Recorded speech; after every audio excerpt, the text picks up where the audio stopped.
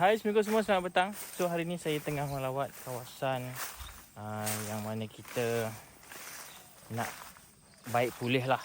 Kita nak cakap baik pulih. Dulu kita ada cuba tanam-tanam, lepas tu kurang penjagaan. So sekarang ni kita nak baik pulih kawasan yang kita tanam dulu. Kita ada tempat-tempat yang tak tertanam lagi, dan mungkin ada pokok-pokok yang kita nak sulam balik. Ini pokok-pokok lama ni kita nak sulam dengan pokok yang baru. So ya, ini adalah kawasannya. Kita akan perbaiki. Kita akan perbaiki semula kawasannya. Yalah, kita nak jagalah. Okey. So insyaAllah apa yang kita nak tanam nanti saya akan update di video akan datang. So sekarang ni kita dalam proses nak clearkan dulu.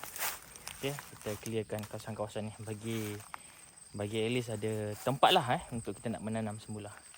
Dan dekat sini ada beberapa pokok lama, pokok durian kampung.